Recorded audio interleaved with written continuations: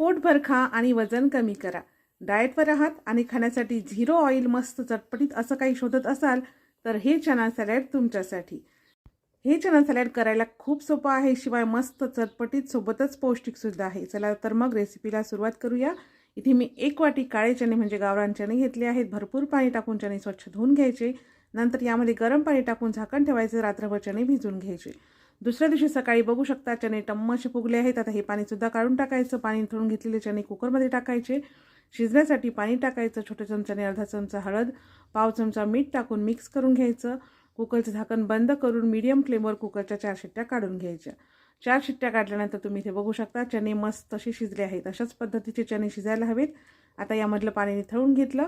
हे चणे एका भांड्यामध्ये काढायचे. यामध्ये बारीक कापलेला टोमॅटो, बारीक कापलेला कांदा, बारीक कापलेला गाजर, बारीक कापलेली काकडी किंवा तुमच्या आवडीनुसार अजूनही काही भाज्या तुम्ही यामध्ये ॲड करू शकता. चवीनुसार मीठ घातलं आहे.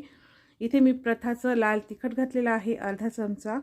त्यानंतर पाव चमचा काळं मीठ घालायचं आहे. पाव चमचा चाट मसाला घालायचा. अर्धा चमचा भाजलेल्या जिऱ्याची पूड घातली आहे. भरपूर अशी कोथिंबीर, मस्त असा लिंबाचा रस पिळून घ्यायचा. सगळ्या वस्तू व्यवस्थित मिक्स करून घ्यायच्या आणि इथे तयार आहे मस्त झटपट पौष्टिक आणि चटपटीत वेट लॉस चना सॅलड. ही रेसिपी तुम्ही कोणत्या शहरातून किंवा कोणत्या गावातून पाहत आहात हे मला कमेंट्समध्ये नक्की सांगा.